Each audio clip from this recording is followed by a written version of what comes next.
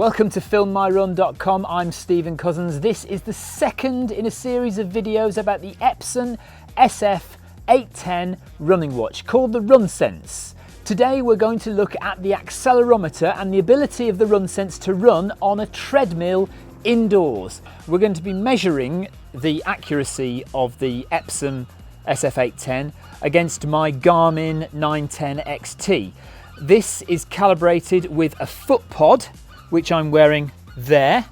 That's my foot pod. So let's get on the treadmill and see how we go. The Epson is reading my heart rate, 86 beats per minute, and the Garmin is reading 86, 87 beats per minute. So they're pretty much spot on at the moment. Okay, we're off and running. We'll see if the Garmin and the Epson come up with the same distance at the end of my run.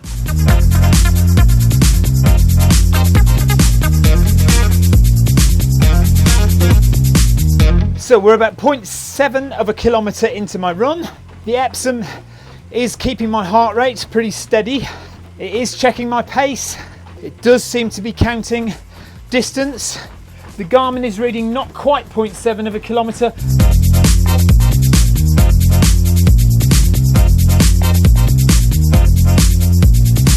I noticed this on my last run with the watch. There's no beep when you hit a kilometre.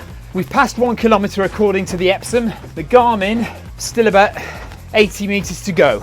So there's possibly a little bit of a discrepancy between the two.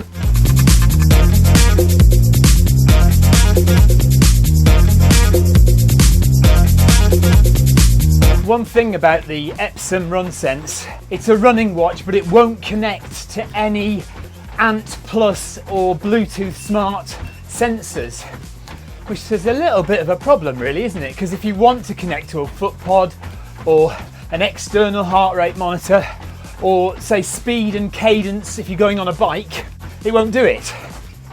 The Epson is now reading 1.9 kilometres. The Garmin is reading 1.62 kilometres. So they are separating.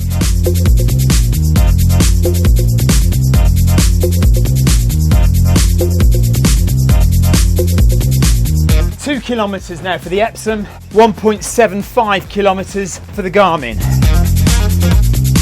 On a side note, heart rate is good. 122 BPM on the Epson, 122 BPM on the Garmin.